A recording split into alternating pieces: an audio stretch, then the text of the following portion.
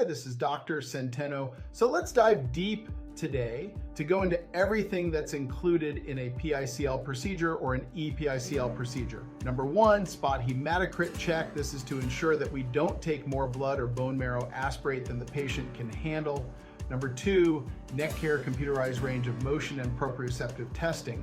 Number three, a bone marrow aspiration with IV anesthesia using ultrasound guidance. Number four, recovery from the bone marrow aspirate anesthesia in the post-anesthesia care area.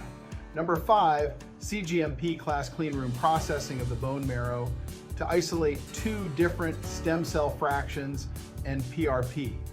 The lab produces high-dose bone marrow concentrate, high-dose platelet-rich plasma, high-dose platelet lysate, and PPP. The lab also produces all of the viability and cell counts required. Number six, the use of dual-axis C-arm fluoroscopy for stereotactic placement of stem cells into all joints and ligaments for the PICL.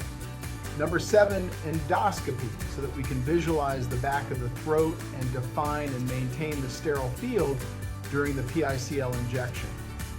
Number eight, placement of the above stem cell injectate using a 3D printed mouthpiece into the anterior ligaments.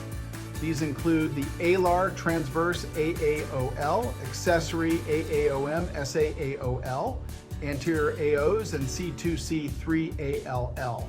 Number nine, bilateral C0 to C3 fluoroscopically guided contrast confirmed facet injections with the above described injectates using digital subtraction angiography. Number 10, all needed posterior ligaments, including nuchal, VDL, supraspinous, interspinous, and posterior AO ligaments, with either ultrasound guidance or C-arm fluoroscopy with contrast confirmation.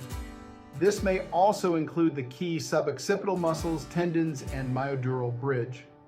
Number 11, ultrasound-guided platelet growth factor hydrodissection of irritated or damaged nerves, which can include superficial cervical plexus and or vagus and or stellate ganglion, auriculotemporal, greater and or lesser occipital nerves, and third occipital nerve. Number 12, recovery from the anesthesia used in the PICL procedure in the post-anesthesia recovery area. Number 13, personal access to the treating physician's phone in cases of urgent need. Ongoing access to the personal physicians and staff email addresses for non-urgent questions.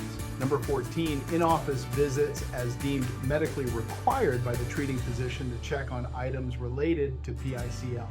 For example, additional IV antibiotics, IV hydration, anti-nausea medications would be supplied during these visits. Number 15, tracking of pre- and post-procedural outcomes in a dedicated treatment registry.